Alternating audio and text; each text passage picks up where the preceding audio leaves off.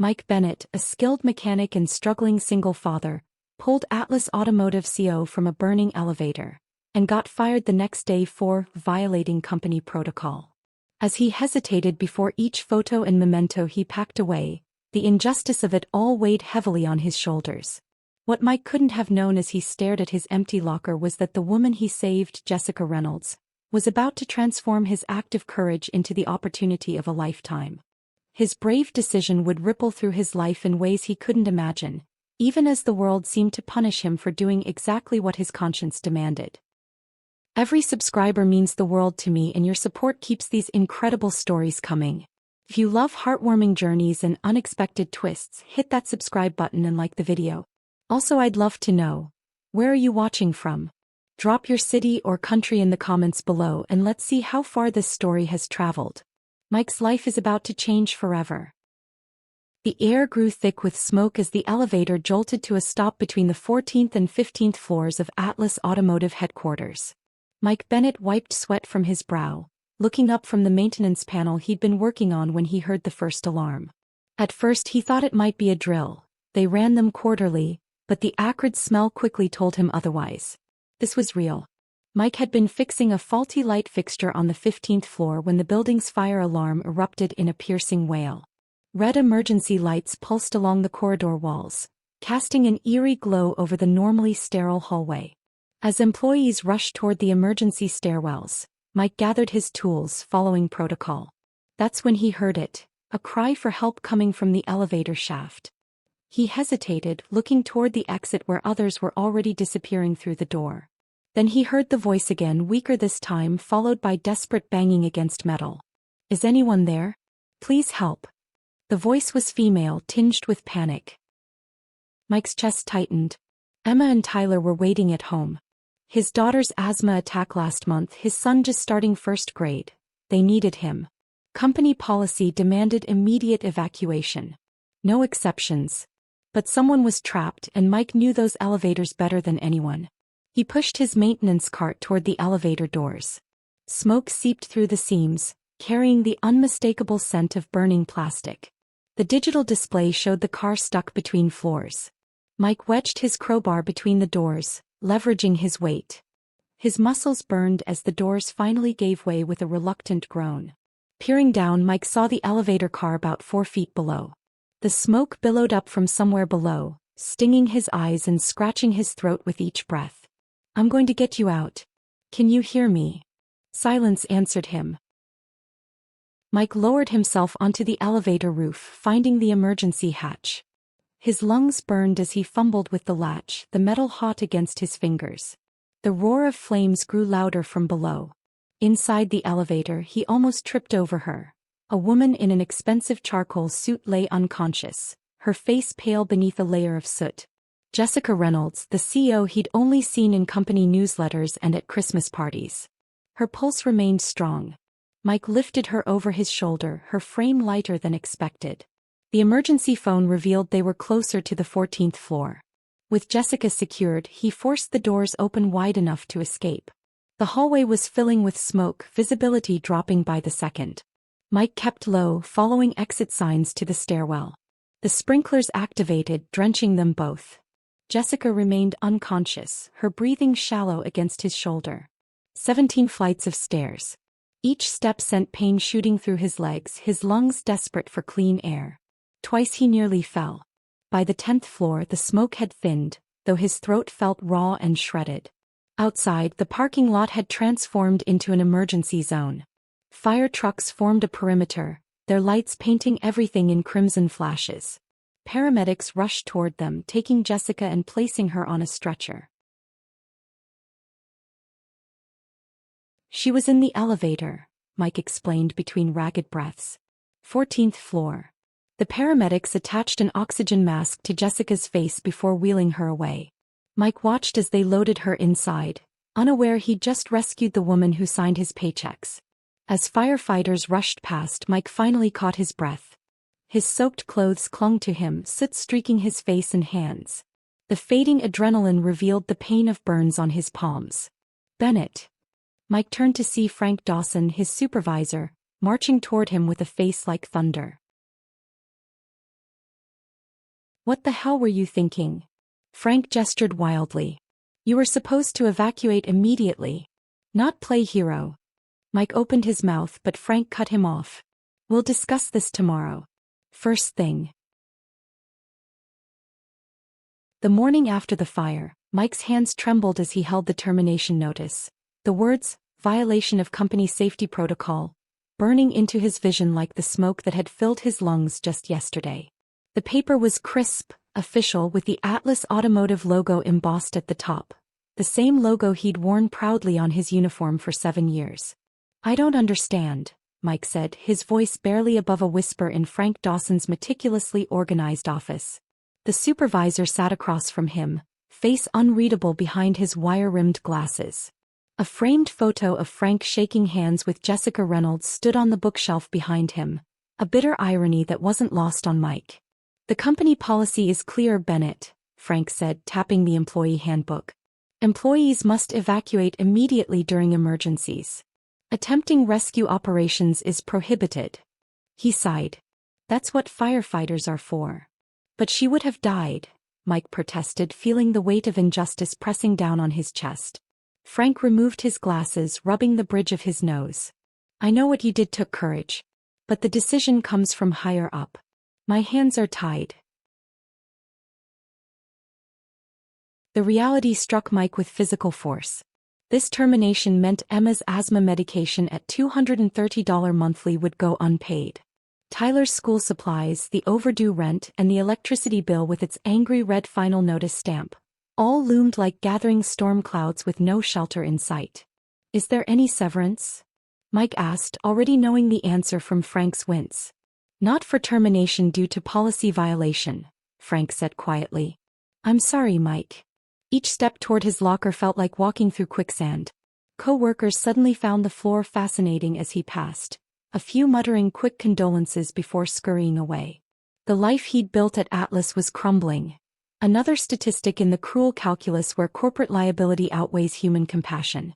Only Ramirez, an older mechanic who'd trained Mike when he first started, dared to approach. What you did was brave, Bennett, he said, gripping Mike's shoulder firmly. Don't let anyone tell you different. He slipped a business card into Mike's hand. My brother runs a garage across town. It might tide you over.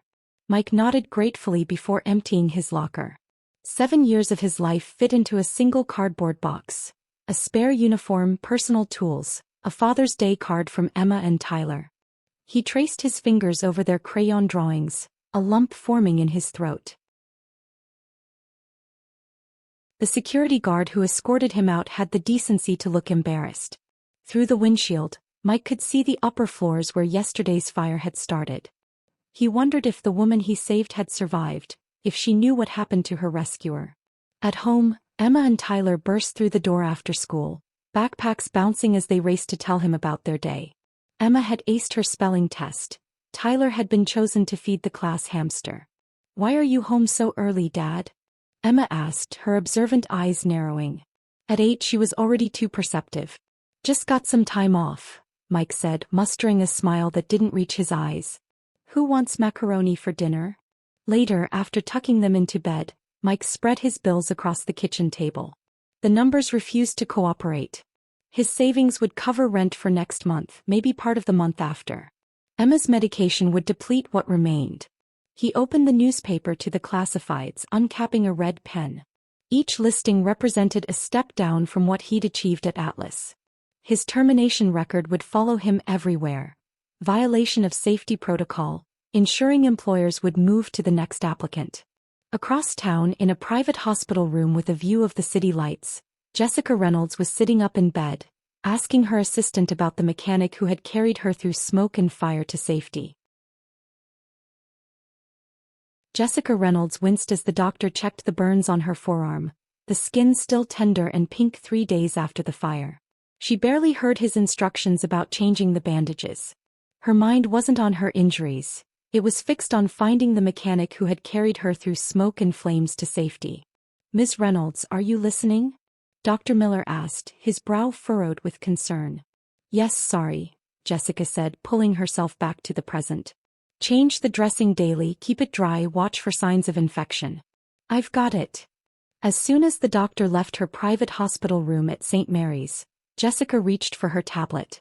Her assistant Olivia had emailed the security footage she'd requested. The video showed a clear view of the 14th floor hallway where smoke billowed from beneath the elevator doors. A man in a maintenance uniform appeared, hesitated at the emergency exit, then turned back when he heard her cries for help. Jessica watched him pry open the doors with a crowbar, disappear into the smoke-filled shaft, and emerge minutes later with her unconscious body over his shoulder. "That's him," she whispered to herself. "That's the man who saved me." The hospital room door opened and her chief operating officer, Richard Barnes, entered with a bouquet of flowers. "The board sends their best wishes," he said, placing the arrangement on the windowsill. "The PR team has drafted a statement about your heroic survival, just waiting for your approval." "What about the mechanic who saved me?" Jessica asked, turning her tablet to show him the paused footage. "I want to thank him personally." Richard's expression tightened. "That's Mike Bennett. And I'm afraid he no longer works for Atlas." "What do you mean?" Jessica sat up straighter, ignoring the throb of pain from her burns. "He violated company safety protocol. During emergencies, all employees must evacuate immediately. Frank Dawson terminated him yesterday morning." Jessica stared at Richard, dismay washing over her. "He saved my life and we fired him for it?" "The liability concerns alone," Richard began. "Get me his personnel file," Jessica interrupted. "Now." When the file arrived an hour later, Jessica learned that Mike Bennett had been with Atlas Automotive for 7 years with an impeccable work record. He was a single father to 2 young children. His supervisor's notes described him as meticulous, reliable, and exceptionally knowledgeable about the building's mechanical systems. Jessica spent the afternoon reviewing the complete security footage. As the evidence piled up, her internal conflict grew. What struck her most was how methodically Mike had assessed the situation. He hadn't panicked or acted rashly. She watched him test the doors, evaluate the smoke levels, and make quick calculations before committing to the rescue. When others would have waited for firefighters, Mike had recognized the urgency and acted accordingly. Lying in her hospital bed, facing her own mortality, Jessica had begun questioning what truly mattered. Now the realization hit her like a physical blow. She had approved those very safety protocols 3 years ago. Policies that functioned like rigid machines, prioritizing liability protection over human judgment. Policies that had cost a good man his job for saving her life. 2 days later, back in her office with her arms still bandaged, Jessica called in the head of human resources and confirmed Mike remained unemployed, effectively blacklisted by his termination record. That evening, Jessica called an emergency board meeting. "I want to offer Mike Bennett a position," she announced. "I'm creating a new division focused on fire safety systems and I want him to lead it." The board erupted in protests about qualifications and liability. Jessica let them finish before speaking again. "What I saw in that security footage was something our company desperately needs." Mike Bennett understood that sometimes human judgment must override procedures. He recognized that machines serve people, not the other way around. By the end of the meeting, Jessica had their reluctant approval. As her driver navigated toward Mike's address, she rehearsed what she would say to the man who had saved her life only to lose everything because of it. Mike froze at the sight of the sleek black car pulling up to his modest apartment building, even more shocked when Jessica Reynolds herself emerged, dressed in a tailored suit that probably cost more than his monthly rent. For a moment he stood paralyzed on the cracked sidewalk, grocery bags an afterthought to his disbelief. 3 weeks of unsuccessful job hunting had left him looking far less polished. His jeans worn at the knees, his flannel shirt frayed at the cuffs. "Mr. Bennett?" Jessica approached him with an extended hand. "I'm Jessica Reynolds." "I know who you are," Mike replied, shifting his grocery bags to accept her handshake. The woman he'd carried unconscious through smoke and flames now stood before him, looking completely recovered except for a bandage peeking out from beneath her sleeve. "What are you doing here?" 20 minutes later they sat in his small living room. Children's toys scattered across the worn carpet contrasted sharply with Jessica's polished appearance. Mike had cleared a spot on the sofa, moving Emma's stuffed animals and Tyler's action figures to an already cluttered bookshelf. A science project with papier-mâché planets occupied half the coffee table. "Sorry about the mess," Mike said, handing Jessica a mug of coffee. "Wasn't expecting company." Jessica cradled the mug between her hands. "I've been looking for you, Mr. Bennett. I wanted to thank you personally for what you did." "Mike." "Just Mike," he corrected her, settling into the armchair across from her. "And you don't need to thank me. Anyone would have done the same." "But they didn't," Jessica said quietly. "Everyone else evacuated. You were the only one who came back." Mike looked around his apartment. The water stain on the ceiling, the mismatched furniture, the photos of Emma and Tyler in dollar store frames. Could someone from Atlas really see potential in a man like me? "I'm not here to offer charity," Jessica said, reaching for her briefcase. "I'm here to offer you a job." Mike turned to face her, suspicion written across his features.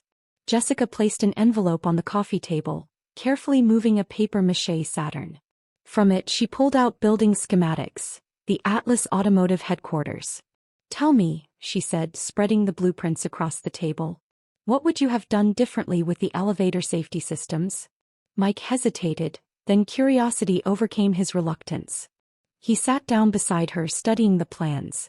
"The emergency brake system relies too much on electrical components that fail when overheated," he began, pointing to specific areas. "I'd install mechanical backups here and here. The elevator shaft needs better fire containment." The smoke spread quickly because the barriers between floors were inadequate. As Mike explained, his frustration gave way to enthusiasm.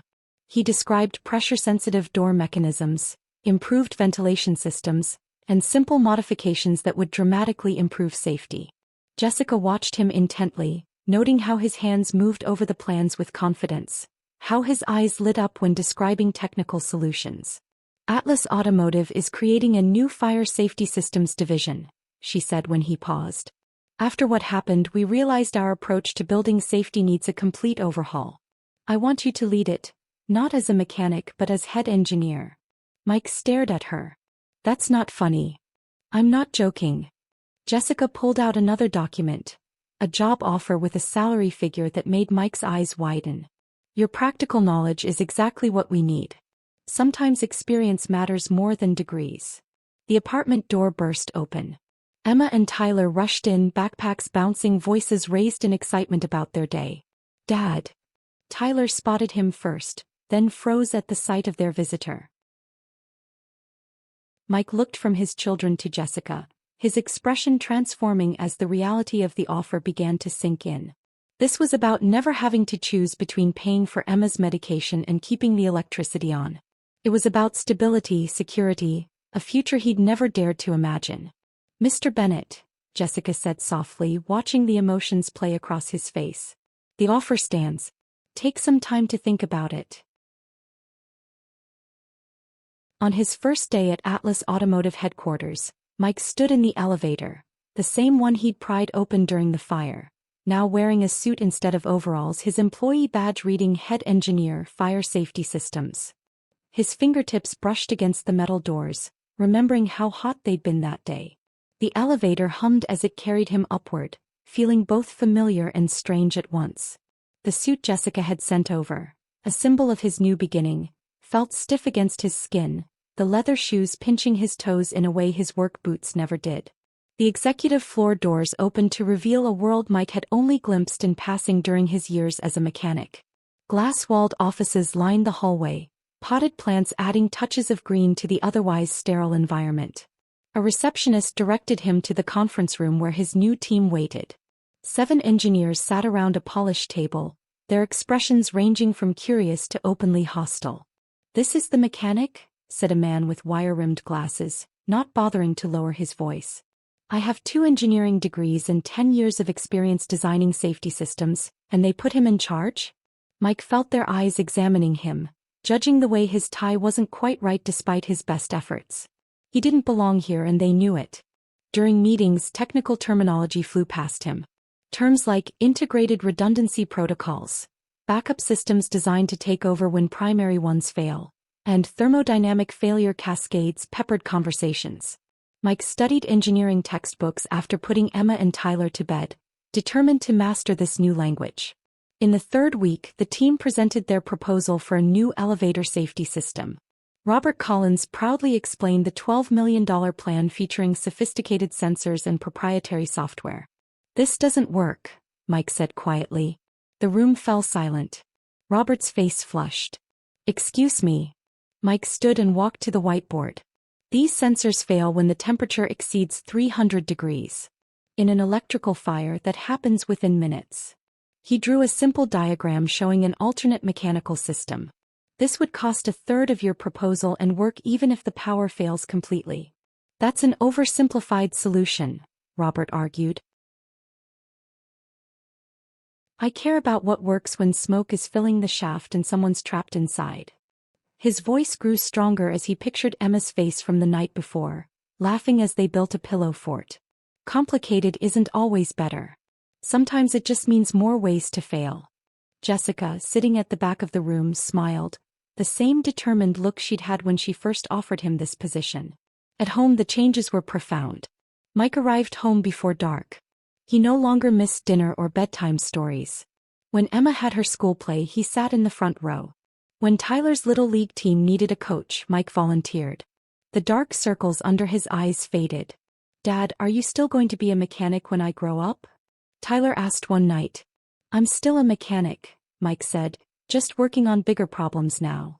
"But you wear suits," Tyler pointed out. "The clothes changed, but I'm still me. I still fix things, just different things."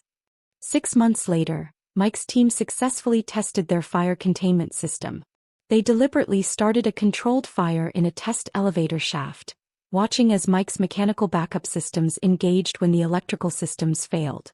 "Bennett's design," Jessica explained to skeptical board members, "is both simpler and more effective than industry-standard systems." Bernard Wilson leaned forward. "This is the same system other companies rejected as too basic? Perhaps that's why we needed someone with hands-on experience instead of just theory. Sometimes the most elegant solution isn't the most complex." 1 year after the fire, Mike stood at the podium presenting new safety standards now being adopted across the country. 5 years after the elevator fire, Mike Bennett stood beside Jessica Reynolds on a stage draped with blue and silver banners. Behind them, a large screen displayed the words, "Bennett Fire Safety Initiative," above images of the system in action.